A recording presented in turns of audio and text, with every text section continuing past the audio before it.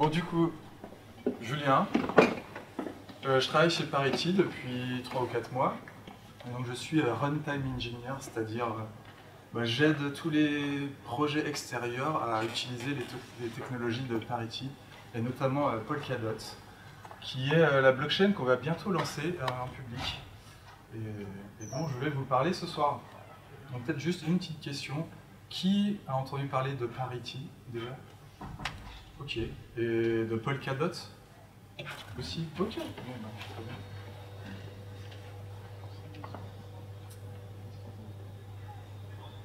Bon, je vais déplier un petit peu tout ça.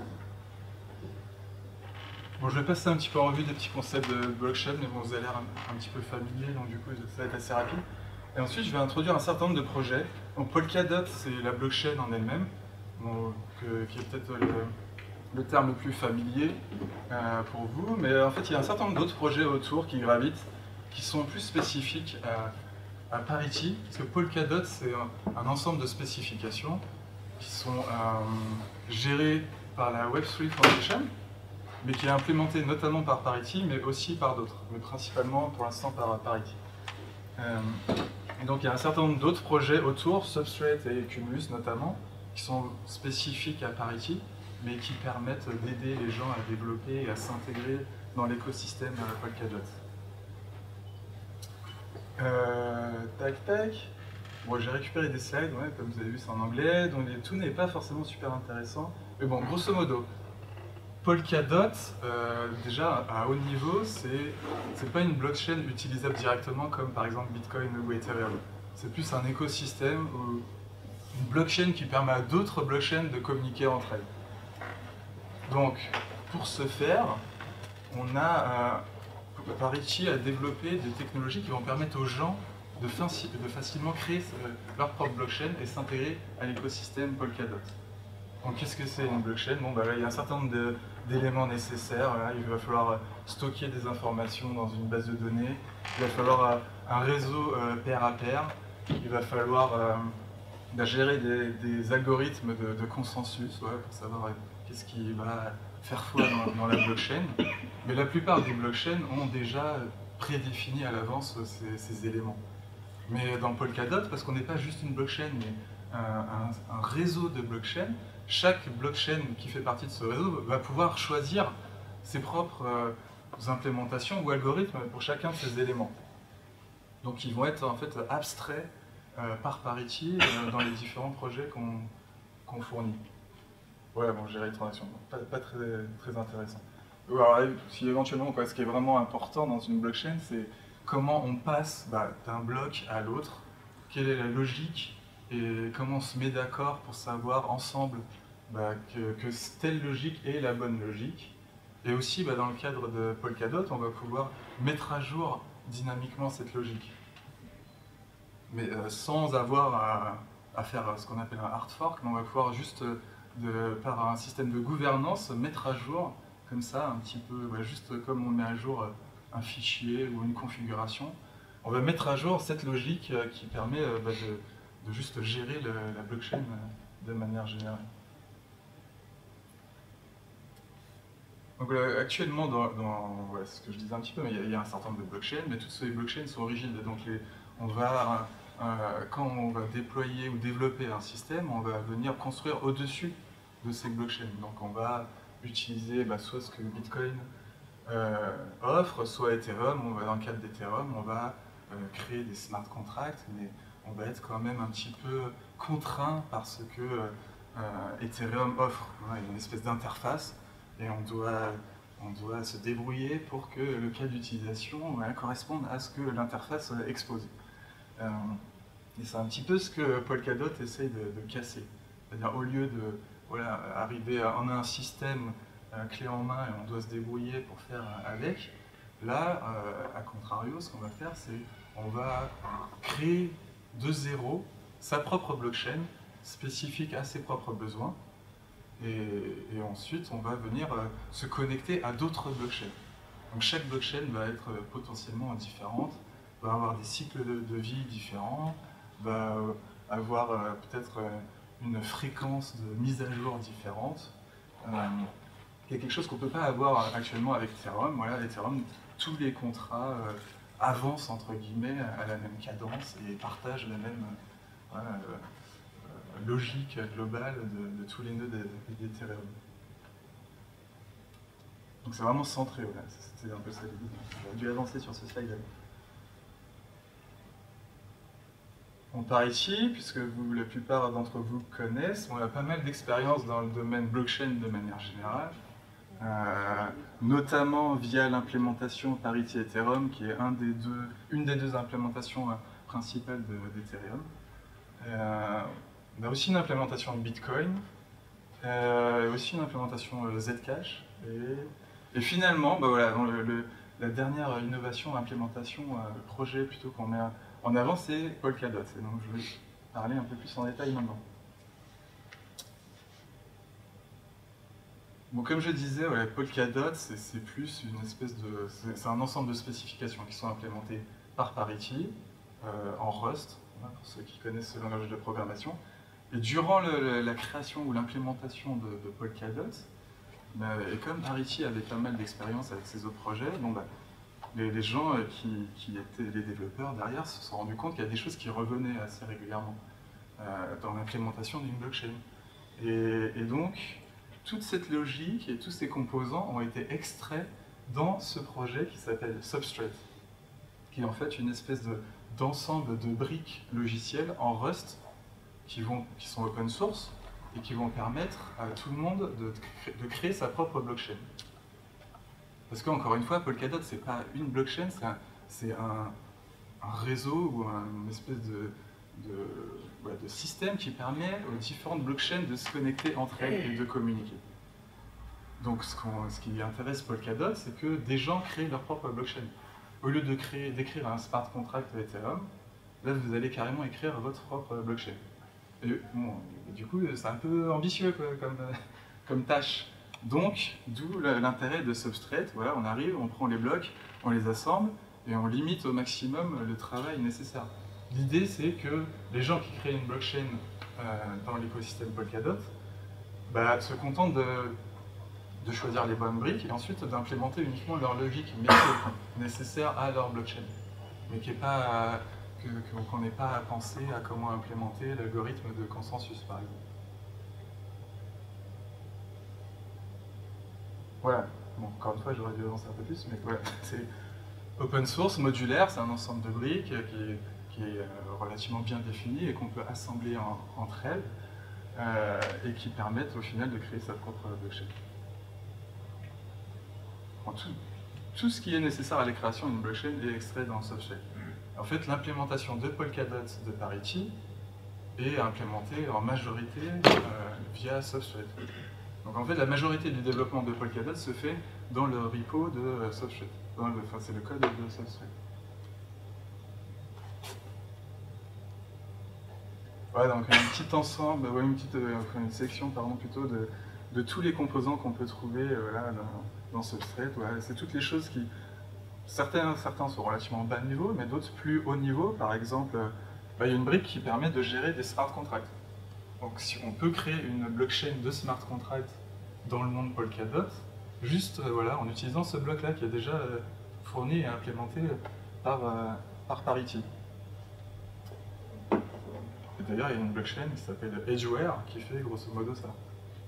D'autres choses un peu plus haut niveau, par exemple, tous les concepts de gouvernance, de démocratie, d'élection ou de staking, hein, parce que le Polkadot est une blockchain qui utilise Proof of Stake. Bon, je ne vais pas rentrer dans les détails maintenant, mais même cette logique-là est abstraite et réutilisable potentiellement dans votre blockchain. Donc si vous créez une blockchain dans l'écosystème Polkadot en utilisant Substrate, vous pouvez créer une blockchain qui elle-même utilise Proof of Stake. Ou pas, ça pourrait être une blockchain qui utilise Proof of Work par exemple. Ou juste si c'est une blockchain que vous maîtrisez globalement en entier, ça pourrait être juste que des composants que vous maîtrisez, et donc du coup ça serait ni Proof of Work ni Proof of Stake, ça serait juste vos nœuds à vous.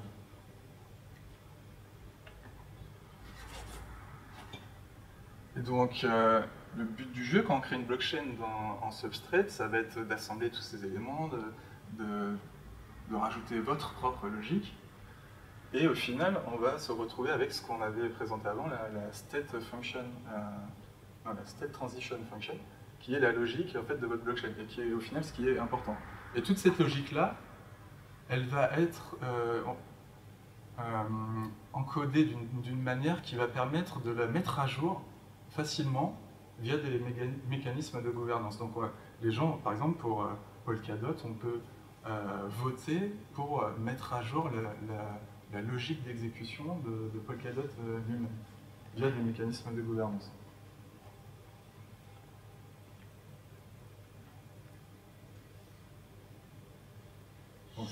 C'est ce que je disais auparavant, mais Polkadot en soi est une blockchain, mais très limitée, et dont le seul but est de permettre à d'autres blockchains de communiquer entre elles. Donc ça peut être des blockchains qui ont été développées de zéro pour l'écosystème Polkadot, mais c'est aussi des blockchains existantes. Par exemple, dans le futur, vous aurez Bitcoin ou Ethereum connectés à Polkadot. Donc ça permettra par exemple de développer une blockchain qui répond à vos besoins, et cette blockchain pourra interagir de manière sécurisée avec Bitcoin, ou avec Ethereum, ou avec n'importe quelle autre blockchain qui est connectée à ce réseau. Voilà, mais bon, du coup, l'idée c'est qu'on se projette dans un futur où il n'y aura pas juste une blockchain qui va gagner et voilà, magiquement résoudre tous les problèmes de tout le monde, mais qu'il y aura au contraire un ensemble de X blockchains et qui auront certainement un intérêt à communiquer entre elles. Mais bon, et du coup, communiquer entre elles, est-ce qu'on veut quand même, parce qu'on est normalement décentralisé, sécurisé, on veut qu'elles puissent communiquer entre elles, mais de manière sécurisée. C'est-à-dire si je communique avec Bitcoin, si je veux faire communiquer Bitcoin et Ethereum, bah, je veux être sûr que si j'échange un Bitcoin en Ethereum, je ne veux pas perdre mon Bitcoin parce que je me fais arnaquer par ce système. Donc il faut que tout reste quand même dans les concepts de sécurité qui sont apportés par la blockchain.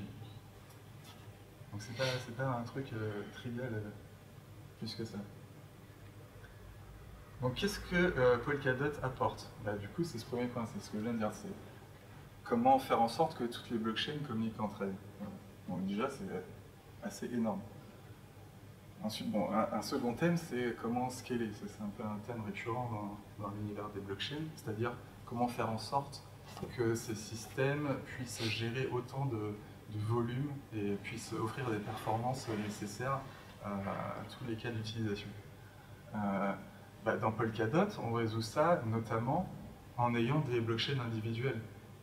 C'est-à-dire qu'on ne va pas saturer une seule blockchain avec un smart contract, comme CryptoKitty, parce que là, CryptoKitty aurait sa propre blockchain, et les autres sont indépendantes.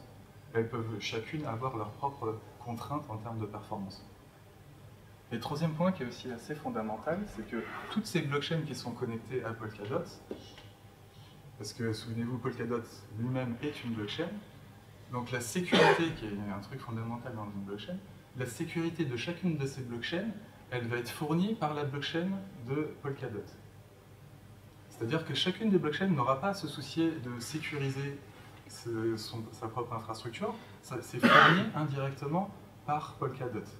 Donc il n'y a pas besoin, par exemple, de réfléchir à avoir des mineurs comme dans Bitcoin, dans le monde Polkadot. On peut décider que la sécurité fournie par Polkadot est suffisante.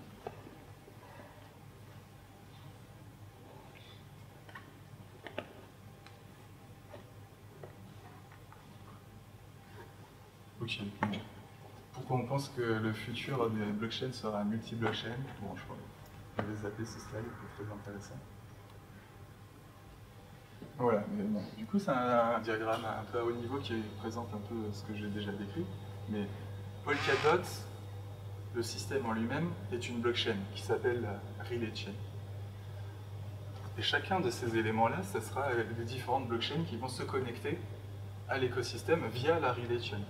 Donc chacun va récupérer la sécurité de la Relay Chain, et va aussi utiliser la Relay Chain pour pouvoir communiquer avec les autres. Donc c'est assez central pour les et cet autre élément, c'est le bridge, qui est blockchain particulière qui va se connecter à une autre blockchain déjà existante. Donc typiquement, là, ça serait Ethereum ou Bitcoin. Donc c'est bridge, c'est juste pour faire le pont entre quelque chose d'existant avec le monde Polkadot.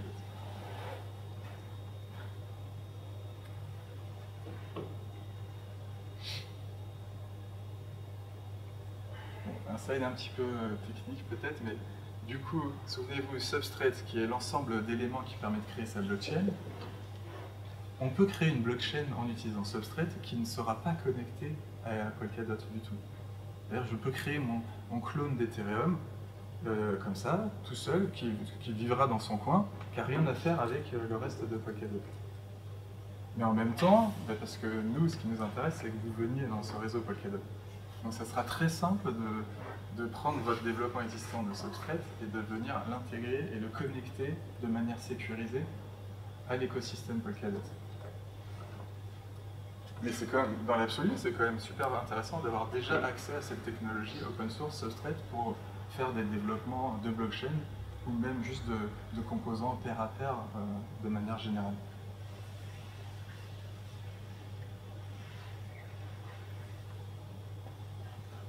Bon, encore une fois, les détails, donc c'est pas, je vais les zapper, hop.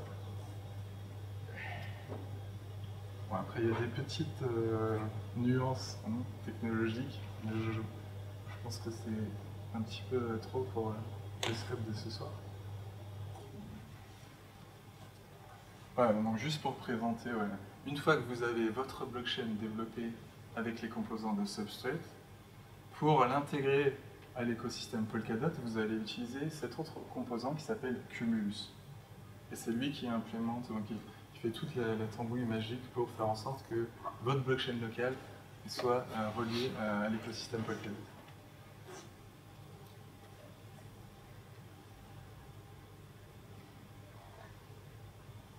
Bon, je ne rentre pas dans les détails, mais un certain nombre de composants. C'est pas aussi simple que ce que je décris.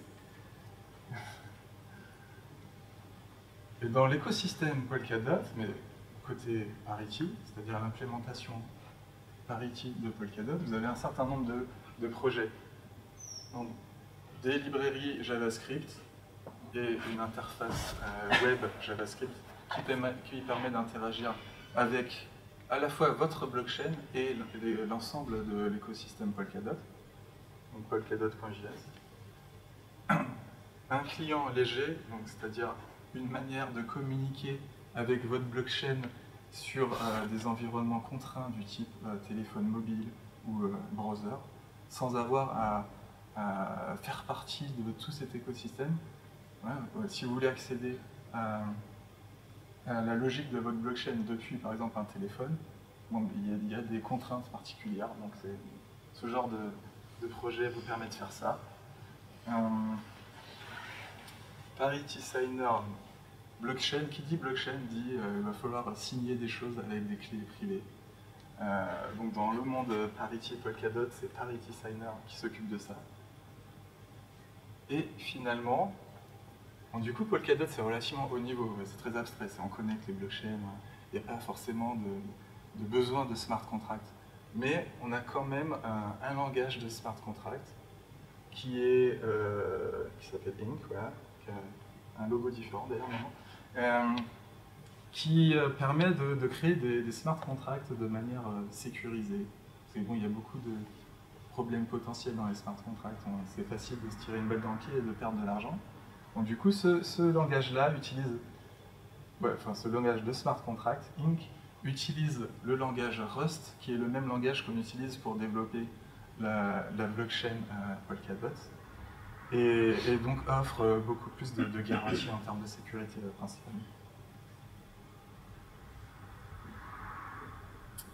Si vous êtes intéressé par creuser un peu plus et avoir accès à tous ces projets, des tutoriaux, de la documentation, ce genre de choses, le portail d'entrée, substrate.dev, vous aurez accès à tout ce genre de choses.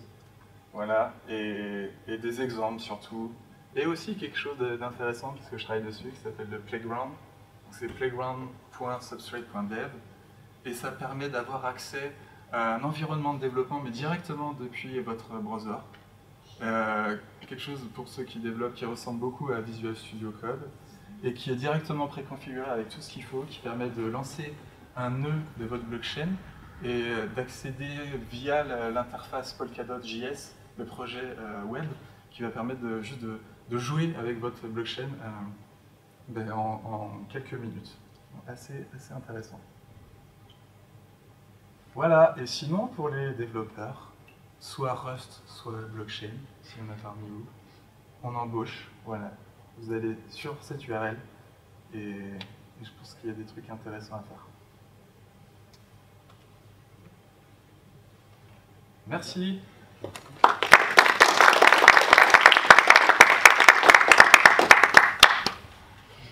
Numéro 2.